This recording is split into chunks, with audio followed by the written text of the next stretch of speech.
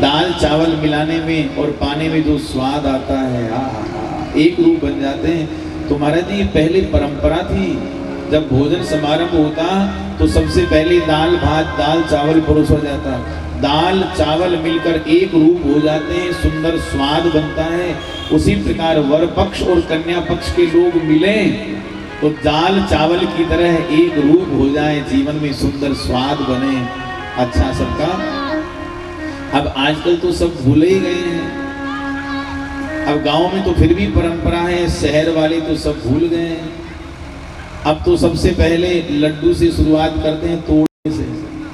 तोड़ कर एक दूसरे के मुंह में देते हैं। वो शुरुआत ही तोड़ने से हो रही महाराज जी, जीवन भर तोड़ते ही तोड़ते जाते हैं, कभी संबंध बनता ही नहीं, टूटते ही टूटते जाते हैं। दाल चावल की तरह मिलते नहीं, अब तो तोड़ने से परंपरा प्रारंभ हो गई है। जीवत देहि मधुर धुनि गारी, लय ले नाम पुरुष और नारी। सब बाराती प्रसाद भोजन पंगत कर रहे हैं, हाँ? और मिथिलानियां महल की अट्टालिकाओं में चढ़कर नाम ले लेकर गालियां दे रही हैं, दशरथ जी का नाम लेकर गाली दे रही हैं। सुनिए, आज की बात सुनो सजनी, मड़वा में भयो एक कौतुक भारी। जेवन बैठे बराती सभी, तब नारी चढ़ी मिथिलेश अटारी। जैसे बाराती जीवने के लिए बैठे, मिथिला की मिथिलानियां सब अट्टालिकाओं में चढ़ गई और गालियां दे रही हैं। दशरथ जी को नाम ले लेकर गालियां दे रही हैं, पर गाली देते देते जैसे ही राम जी की तरफ देखा, राम को रूप निहारत ही मोह गई सब गावन हारी। राम जी इतने सुंदर हैं कि राम जी का रूप देखते ही गालियां गाने वाली माताएं जो मिथिलानियां हैं वो सब कुछ भूल गई। राम जी को देखते ही सब कुछ भूल गई और भूल गई अवधेश को नाम, सो देन लगी मिथिलेश को गारी। दशरथ जी का नाम भूल गई और जनक जी का नाम लेकर जनक जी को गालियां दे रही हैं।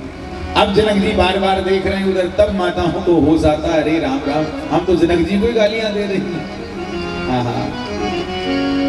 सखी दे बबुआ के गारी, ऐसे ना कहिए। सखी दे बबुआ के गारी, ऐसे ना कहिए।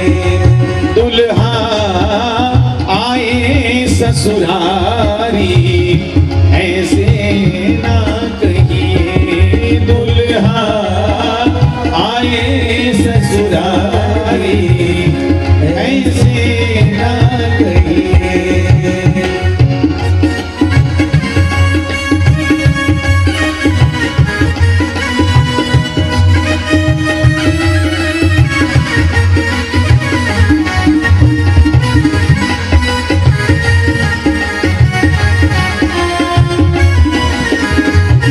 पहली गाली किसको दें? बोले पहले गारी दे, गारी दे, गारी दे, पहले गारी, गारी दे। पहले गारी दे इनके गुरुजी के, वशिष्ठ जी को गाली दे रही है। पहले गारी दे इनके गुरुजी के, गुरुजी के। क्यों? बोले जिनकर बकरानियन बड़ दाढ़ी, ऐसे ना कहिए। जिनकर बकरानियन बड़ दाढ़ी, ऐसे ना कहिए। दुल्हा आए ससुरारी, ऐसे ना कहिए।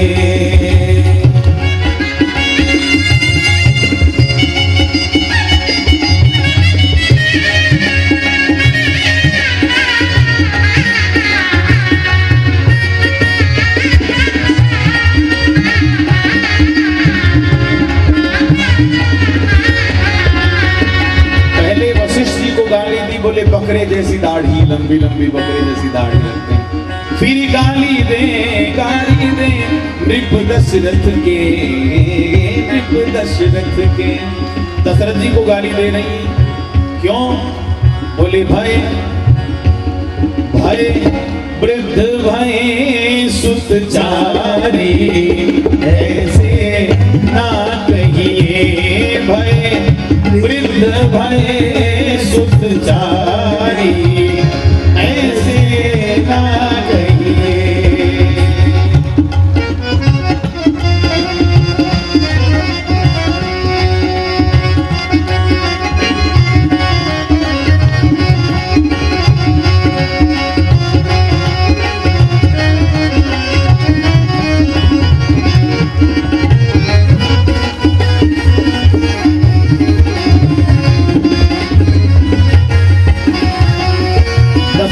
गाली दे रही हैं, बोले भय वृद्ध भय सुचारी, बूढ़े हो गए हैं, बाल पक गए हैं, पर बुढ़ापे में भी 4-4 बेटे पैदा हो गए। फिर गाली दे इनकी मैयन के, इनकी मैयन के। माता कौशल्या, माता कैकेयी, माता सुमित्रा जी को गालियां दे रही, क्यों?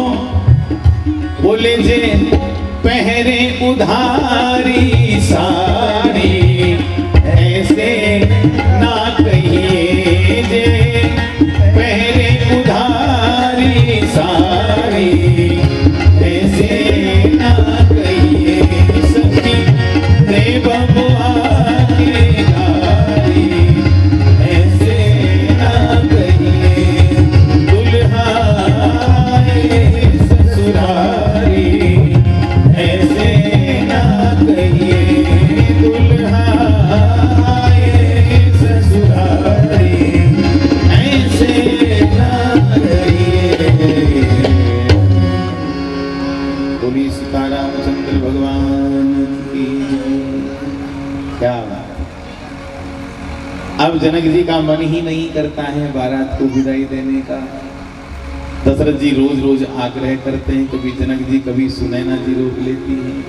दशरथ जी विश्वामित्र जी को कहते हैं, गुरुदेव अब आप ही समझाइए जनक जी को, सुख दुख संयोग वियोग आना जाना है तो चलता ही रहता है, अब हमें विदाई दें।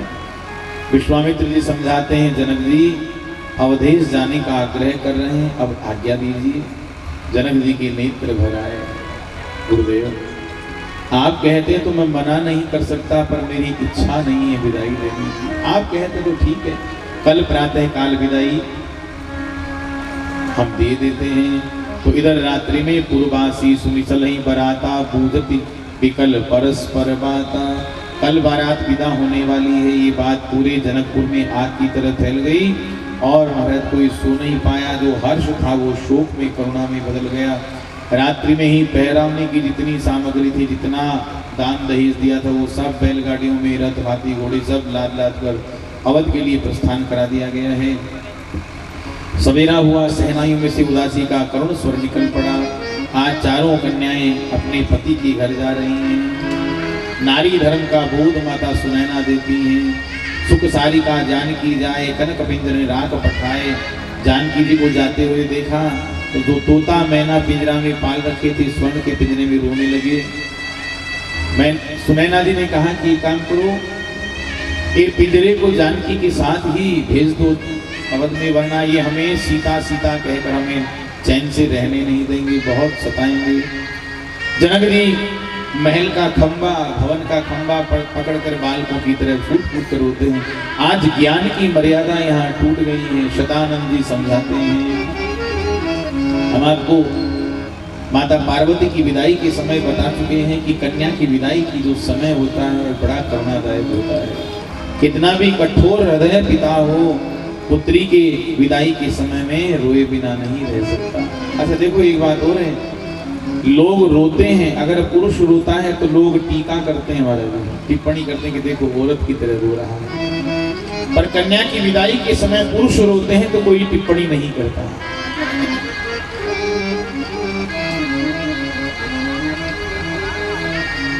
दशरथ जी आज्ञा देते हैं चारों भाइयों को, जाओ माता सुनैना से आज्ञा लो। सुनैना जी के चरण स्पर्श किए, माँ विदाई आज्ञा दीजिए।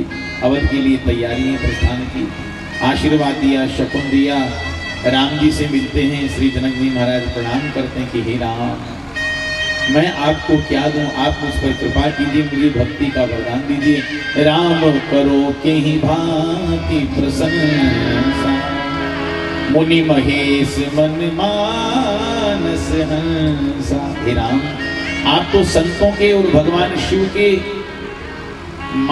मानस के राजहंस हैं। मैं किन शब्दों में आपकी प्रशंसा करूं, आप मुझे अपनी भक्ति का वरदान दीजिए। बारात को विदाई दी जाती है। सुनैना जी जनक जी दूर तक चले आ रहे हैं। दशरथ जी रोकते हैं, समझाते हैं। अब संत ऐसा कहते हैं कि श्री जनक जी दशरथ जी के पास बालक की तरह फूट फूट कर रोते हैं। हे दशरथ जी, आपने हमें खूब बड़ापन दिया है, हमारी टूटी फूटी व्यवस्था देखकर आप इतने दिन रुके यहाँ, हमें महानता प्रदान की। करो गमन विधि विनय बनाई, महाराज मोहिदीन बढ़ाई। मैं किन शब्दों में आपकी प्रशंसा करूं। आप इतने महान हैं कि देवराज इंद्र के यहाँ स्वर्ग लोक में आप अतिथि बनते हैं और इंद्र भी आपको बैठने के लिए आधा आसन आधा सिंहासन देता है। आप धरती पर किसी के मेहमान नहीं बनते हैं। आपकी इतनी प्रभुता है, आपने हमें महान बना दिया। जनक जी विदाई देते हैं। आज जनक जी के जीवन में वो गड्ढा बन गया जो जीवन भर कभी पूरा होने वाला नहीं। सज्जनों, जो पिता अपनी पुत्री को इतनी लाड से इतनी चाव से विदा दे रहा है, उस पिता को पता ही नहीं है कि जैसे ही उनकी लाडली सुकुमारी पुत्री उनकी जानकी अवध में पांव रखेगी, ठीक उसी समय उनके लिए चित्रकूट में झोपड़ी की तैयारी हो जाएगी। पता ही नहीं, चाव में विदा कर रहे हैं। और इधर बीच बीच बरबास करी मग लोगन सुखदेव, अवध समीप पुनीत दिन पहुंची आई जनेत। मार्ग में ठहरते ठहरते बारात राम जी की पहुंच गई है। मोद प्रमोद विवश माता चलई न चरण, शिथिल भय गाता। माताओं को पता चला, स्वर्ण की थाल में आरती सजाकर दौड़ पड़ी। सब अवधवासी आनंदित हो गए और माताएं अवध की भाग भाग कर पालकियों के पर्दे उठाकर बहुओं का मुंह चारों दुल्हा सरकार को, चारों दुल्हन को स्वर्ण के सिंहासन पर बैठाया गया और आरती उतारती माताएं बलैया लेती हैं। खूब दक्षिणा, ब्राह्मणों को खूब दान दिया गया और बड़ा दिव्य भव्य उत्सव दशरथ जी के यहाँ मनाया जा रहा है।